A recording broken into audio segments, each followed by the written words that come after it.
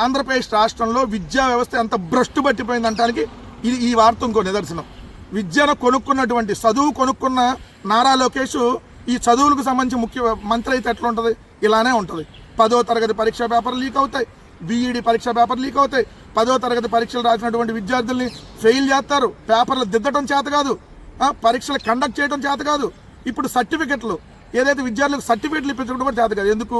Fee reimbursement బకాయిలు ఉన్నారు. మీరు ప్రభుత్వ యూనివర్సిటీల్లో కూడా వాళ్ళు సర్టిఫికెట్లు ఇస్తేనే మీకు ఏదైతే ఫీజు కడితేనే సర్టిఫికెట్లు ఇస్తానంటం వల్ల ఈరోజు మొన్న చూస్తే ఏదైతే అంతకుముందు ఈ సెట్కి సంబంధించి కూడా ఇలానే విద్యార్థులు ఇబ్బంది పడి ఒక 1 year వేస్ట్ అయిపోయింది.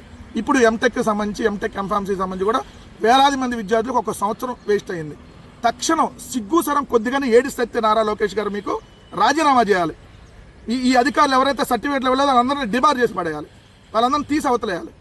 ఒక్క విద్యార్థి జీవితం నాశనం అయితే మీకేం తెలుస్తుంది? ఇలా వేలాది మంది విద్యార్థుల జీవితాలు నాశనం అయితే ఈరోజు మీరేమో తైతక్కలాడతా స్పెషల్ ఫ్లైట్లో తిరుగుతా ఇష్టం వచ్చినట్టుగా రోజు జగన్మోహన్ రెడ్డి గారిని తిట్టడమే మీకు లక్ష్యం. ఈ విద్యార్థులను పట్టించుకోరు, ఈ రాష్ట్రంలో సమస్యలను పట్టించుకోరు. జగన్ గారిని తిట్టడానికి మాత్రం మీకు మంత్రి పదవులు, మీరు విలాసాలు మీరు ఎంజాయ్ చేయడానికి మీకు స్పెషల్ ఫ్లైట్లు, కానీ విద్యార్థులకు మాత్రం ఫీజు రియంబర్స్మెంట్ డబ్బులు ₹1 ఎవరు. సో విద్యార్థులు ఫీజు రియంబర్స్మెంట్ డబ్బులు ఇవ్వకపోగా ఈ సంవత్సరం ఇప్పుడు వేలాది మంది విద్యార్థులు చదువుకు దూరమైనటువంటి పరిస్థితి ఈరోజు ఉందనడానికి ఈ వార్త ఉదాహరణ.